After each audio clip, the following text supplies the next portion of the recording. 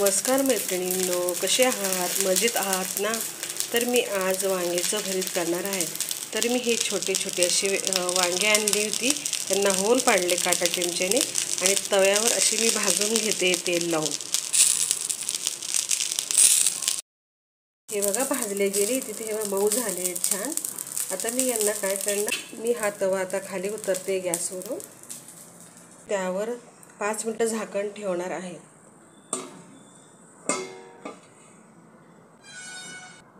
झाकण का ठेवायचं आपण वांग्यांवर? त्या वांग्यांना झाकण ठेवल्यावर वाफ येते आणि ते वरचे साल आहेत ना पटकन निघतात. जळालेलं वगैरे असतं ना थोडंफार, ते आपण काढू शकतो पटकन. आणि वांग्याचं भरीत करण्यासाठी मी इथे हे साहित्य घेतलेलं आहे. 2 कांदे घेतले, 2 मिरच्या, 2 हिरव्या मिरच्या घेतल्या आहेत आणि 1 इंच आलं घेतलं आहे आणि 5-6 लसणाच्या पाकळ्या घेतल्या आहेत. आता मी हे लसूण, आलं आणि मिरची मिक्सर जारमधून बारीक करून घेते आणि कांदाही बारीक कापून घेते. बघा मिक्सर जारमधून मी बारीक करून घेतलं आहे. लसूण, आलं आणि मिरची कापते चॉपरमध्ये. छान बारीक झाला कांदा. आता वांग्याचं भरीत करूया. आता ते वांगे आपण झाकून ठेवलेले होते ना, मी आता ते बघते झाली का, त्याची वरची साल काढून घेऊया जळालेली.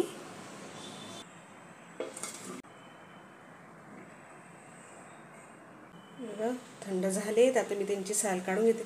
आपण भाजतो ना त्यावेळेस थोडे थोडे असे काळे होतात ना वांगे, त्यामुळे आपल्याला ती वरची साल काढावं लागते वांग्यांची. हे बघा असे पटपट निघतात. हे बघा जो भाग जळालेला होता ना तोच मी काढला, बाकी तसंच ठेवलेला आहे. चला आता वांग्याचं भरीत करूया. चमच्याने बारीक करून घेते हे वांगे असे. खूप छान लागतात हे वांग्याचं भरीत.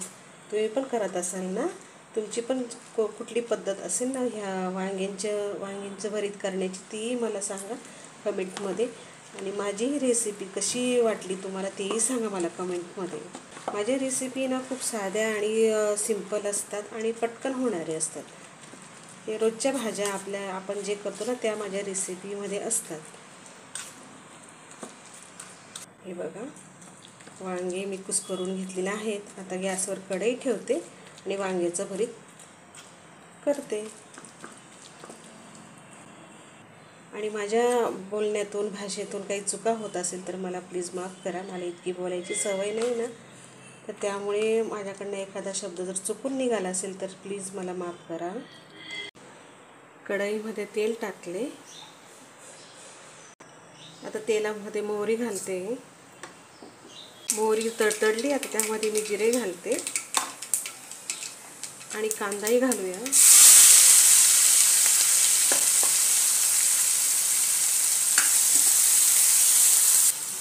आणि कांदा होत आला का मग मिरची, लसूण, आल्याची पेस्ट टाकूया.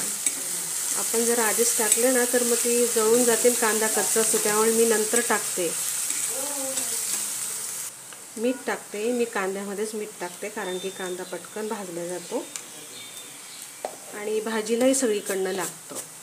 म्हणजे मी भाजी नाही करत आहे, मी वांग्याचं भरीत करते, पण सगळीकडनं सारखं लागतं. आपण जर कांद्यामध्ये मीठ टाकलं ना भाजीला किंवा भरीतला सगळीकडनं लागतं, छान चव येते. मग त्यामुळे कधी कांद्यामध्येच मीठ घालायचं.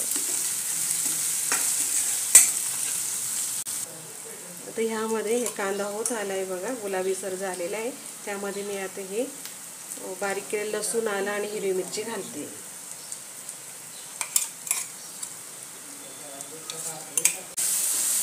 कोणी कोणी ह्यामध्ये वांग्याच्या भरीतमध्ये ना अख्खे शेंगदाणे पण टाकतात, तीळ पण टाकतात. आपल्याला वाटलं तर आपण टाकू शकतो यामध्ये तीळ किंवा शेंगदाणे. आता हे सर्व साहित्य परतले गेले चांगले तेलामध्ये. तर त्यामध्ये मी बारीक केलेले वांगे टाकते.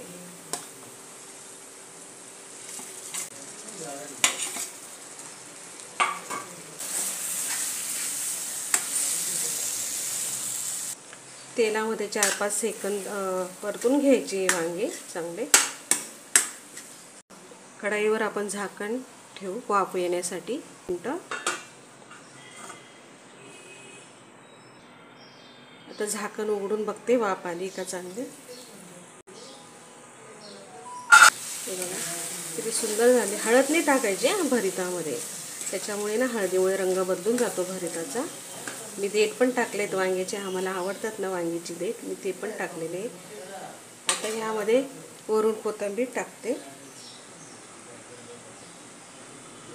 इथे वांग्याचं भरीत तयार झालं. तुम्हाला जर माझी आजची रेसिपी कशी वाटली ती मला कमेंटमध्ये सांगा. आवडली असेल तर लाईक करा, तुमच्या मैत्रिणींना शेअर करा आणि नवीन असाल तर सबस्क्राईब करा. चला भेटू उद्याच्या रेसिपीमध्ये. बाय.